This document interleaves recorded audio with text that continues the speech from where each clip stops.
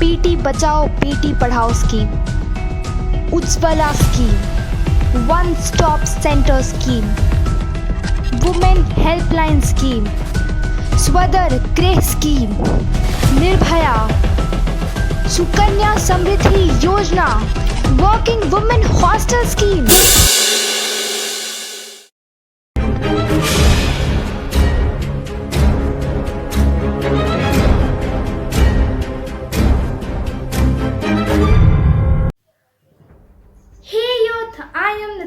And welcome back to the series of समाज पे सवाल एपिसोड 10। आज इस वीडियो में मैं आपको कुछ ऐसी बातें बताऊंगी जो आपने पहले भी एक्सपीरियंस किया होगा या आपको पता होगा। तो आप ये वीडियो क्यों देख रहे हो? अगर आपको ये जानना है तो आप वीडियो के आखिरी तक बने रहो। समाज पे सवाल एपिसोड 8 में मैंने कुछ ऐसे इश्यूज हाईलाइट किए थे जिसने आपको शॉक करके रख दिया।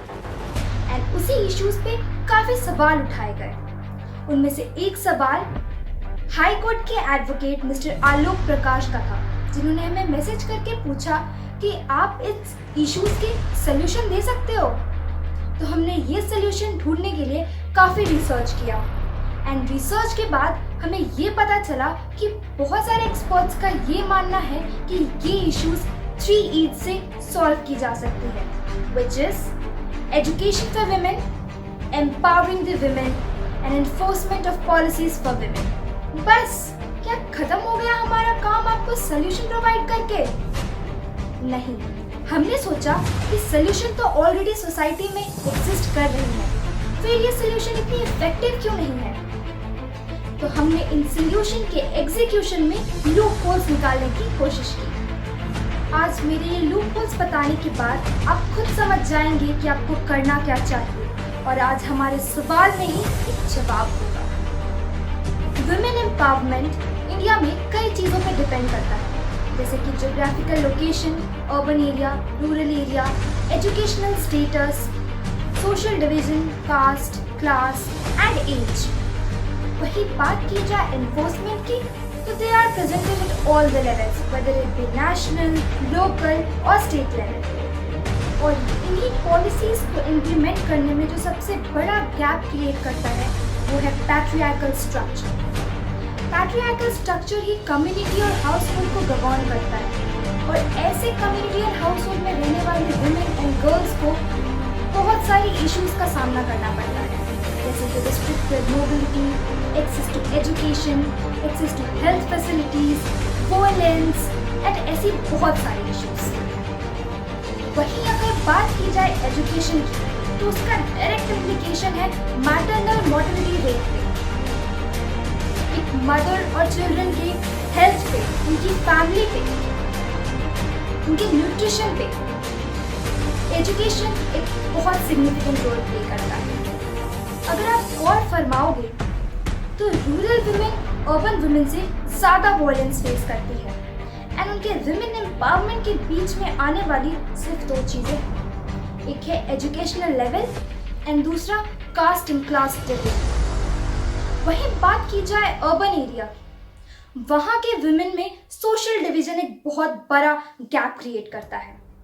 अपर क्लास के वुमेन को health facilities, educational facilities and economic opportunities easily available होती है, वहीं लोअर क्लास वुमेन ये राइट्स अवेल नहीं कर पाती है। सबसे वर्स्ट कंडीशन तो ऐसी वुमेन जो स्लम एरिया में रहती हैं उनका है। They are most vulnerable to these violence and abuses. उनको उनके ह्यूमन राइट्स भी नहीं मिलते, मिलना तो दूर की बात है, उनको ह्यूमन राइट्स पता भी नहीं होता। As a result of vibrant women movement बहुत सारी पॉलिसीज लाई गई in last 50 years to advance human right, जैसे कि domestic violence act 2005, 73rd and 74th amendment of constitution which provide reservation for women. बहुत सारे मैकेनिज्म है at all the levels of government, पर क्या ये पॉलिसीज इफेक्टिवली इम्प्लीमेंट हो रही है? The answer is no. So why? What's the reason behind it? The reason is rampant corruption and lack of good governance practices।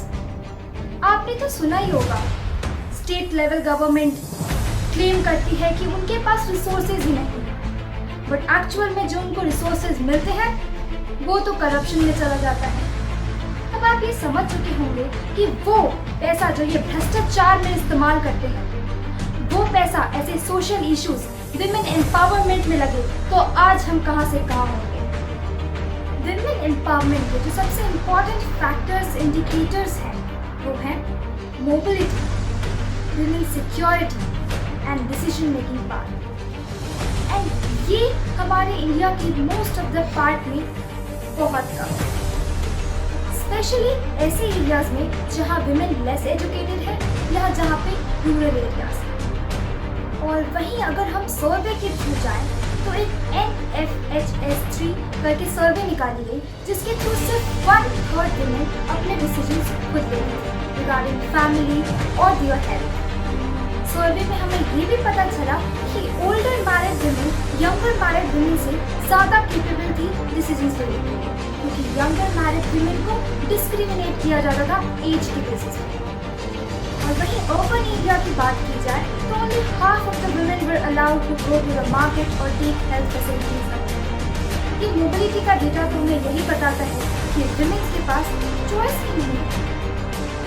वहीं सर्वे में ये भी पता किया गया जो विमेन हाईली एजुकेटेड हैं उनको काफ़ी ज़्यादा मोबिलिटी के बेनिफिट्स मिलते हैं। They are allowed to go out alone.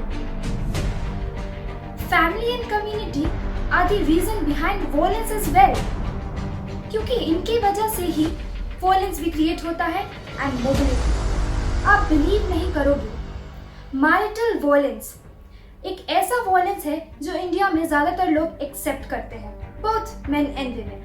For example wife beating, slapping, rape, dowry related deaths, feudal violence, trafficking, sexual violence, street violence and many more. ये India में कोविड-19 जैसी बीमारियों से भी ज़्यादा तेजी से फैल रहा है और ये हमारे सोशल फैब्रिक को कमज़ोर करके रख दिया है। As you know, civil society ने बहुत सारे पॉलिसीज लाए पर इनका इम्प्लीमेंटेशन ही प्रॉपर नहीं है। सिस्टम खुद बोलता है that the process is long and difficult and further widened by corruption। भ्रष्टाचार ही सबसे बड़ा विरोधी है। And another gap is lack of information। Victim को पता ही नहीं होता कि उनके साथ क्या गलत हुआ है और उनको क्या करना चाहिए। कुछ विमेन्स में फाइट बैक करने की कैपेसिटी होती भी है तो वो फैमिली के डर से या सोशल स्टिग्मा से इस चीज़ों को एड्रेस ही नहीं करती। रिपोर्ट के अकॉर्डिंग पता चला कि 83.5% वुमेन ने जो वॉयलेंस रिपोर्ट किया है वो अपने हस्बैंड के खिलाफ रिपोर्ट किया।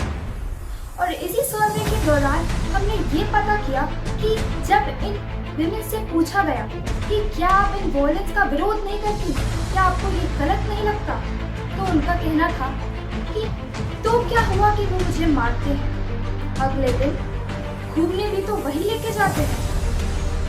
आप समझ चुके होंगे कि विमेन की सोच क्या है।